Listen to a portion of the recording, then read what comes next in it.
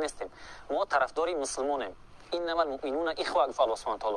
جز این نیست که مؤمنان برادران یکدیگرند. ما نیاز نداریم که به خاطر از این که خدا پرست هستیم هر کسی بیا نام خدا را بگیره ما خدا در آغوشش بندازیم.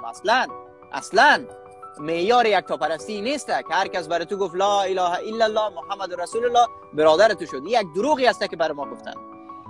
در اسلام چی میگه؟ اسلام درس اسلام چی است؟ میگه مؤمن برادر مؤمن است. درست؟ و مسئله برادری ربط میگیره هم به دختر خانوما هم به پسرها، یعنی یک واژه‌ای است که هم دختر هم پسر را در بر میگیره، یعنی ما خواهر و برادر یکدیگر میشیم اگر مؤمن باشیم. بعد از اون شما برین در داخل اسلام، برین کتاب‌های اسلامی، قرآن عظیم الشان، صحیح حدیث درست را شما مطالعه میکنید که مؤمن تعریفش چی است. مؤمن از خود تعریف داره، مؤمن از خود معیار داره. و همین است که ما را اول فریب دادن، دروغ گفتن، ما را اول شناسایی کردن که ما کی هستیم. فهمیدن که تاجیکا یک انسانای بسیار نرم، انسانایی که عقیدهشان، اعتقادشان از معلوماتشان کرده بالاتر است و از ارزش خود دور ماندن، دانشمندای خود را فراموش کردن. امروز بجایی که از دانشمندای خود دین را بیاموزند، کتابای خود را مطالعه کنن، رفتن در دامن ترک و قفقاز و عرب و نمیدانم احمد و محمود خود را انداختن.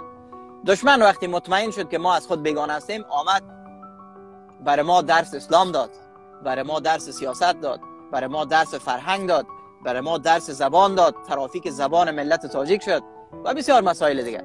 این باریکی ها را هر تاجیک متوجه نیست و این درس را و این معلومات را میتونید شما با تاجیکای دیگه از این آگاه نیستند با اونام شریک بسازید. یک مسئله دوم، دشمن به کمین است، تو از خواب گران خیز، بیباک بزن گام در این راه نگران خیز، از مرده دلان دور شوی عاشق جان باز، با مرگ بکن وعده و با زنده دلان خیز. این شاعر وقتی این شعر را میگه به خاطر از این نمیگه که من و تو این شعر را گوش کنیم و اگه احساس بسیار خوب برای ما رخ بده بعد از او بگه وا چی یک شعر گفتی. به خاطر از این شاعری شعر را میگه که تو بفهمی، تو تدبر کنی، تو فکر کنی، تو بیندیشی که چرا شاعر این شعر را برای ما میگه. شاعر به زبان پارسی و برای ملت من چرا این شعر را میگه؟ چرا به زبان انگلیسی نمیگه؟ چرا به زبان عربی نمیگه؟ چرا به زبان ترکی نمیگه؟ چرا به زبان پارسی میگه؟ به خاطر از اینکه مخاطبینش ملت تاجیک است، مخاطبینش ملت است، مخاطبینش کسایی هستند که دروغ برشان گفته شده، کسایی هستند که به خواب رفتن به نام اسلام، به نام کلمه، به نام از اینکه ما مسلمان هستیم، زمین خود را، خانه خود را، ادب در میان، ناموس خود از دست دادن. ما را به نام اسلام کشتن. ما را میلیون ها تاجیک را در سمرقند و بخارا به نام خدا و به نام اسلام کشتن. آیا این به این معنی است که مشکل در اسلام است؟ نه خیر، به هیچ معنا. مشکل در دین خدا نیست، مشکل در یکتاپرستی نیست، مشکل در طریقه پیروی از دین خداست، مشکل در طریقه پرستش یکتاست. خداوند یگانه است. ما را فریب دادن به نام دین.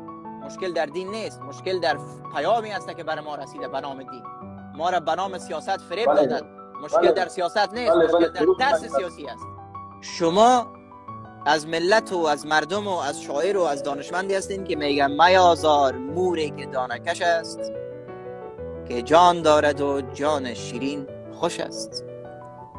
دانشمند تو، بزرگ تو، شاعر تو برای تو میگه که یک مرچه را آزار نته. مرچه موجوده که بسیار به سختی شما میتونین با چشم ببینینش، آنقدر کوچک است. دانشمند تو، بزرگ تو، تاریخ تو، تمدن تو، تاریخ درست تو برای تو درس میده، برای تو شعار میده، برای تو میگه که میازار موری که دانکش است، که جان دارد و جان شیرین خوش است. اما تو میری یک انسان را میکشی، به قتل میرسونی، یک انسان را آزار میدی، اذیت میکنی، زخمی میسازی، به عزت میسازی، به حیثیت میسازی و نام از این میمونی غیرت، نام از این میمونی هر آن چیزی که خودت فکر کردی. شرم است، شرم است. همگیتان را به خداوند یکتا و به همتا میسپارم. کامگار و سربلند باشین، موازان باشین، ملتتان را شناسایی کنین، یکدیگر را دوست داشته باشین، در آغوش بگیرین و فکر یکدیگر باشین، تاجیک‌ها را دستگیری کنین و باور داشته باشیم که ما دوباره به ارزش‌های خود میرسیم، دوباره تبدیل میشیم بر آن ملتی که در گذشته‌های خوب و در گذشته‌های درست و در گذشته‌های طلایی بودیم، دوباره تبدیل میشیم به اون ملت. همگی نادرانه به خداوند یکتا و به همتا میسپارم تا برنامه بعدی، تا صحبت‌های بعدی.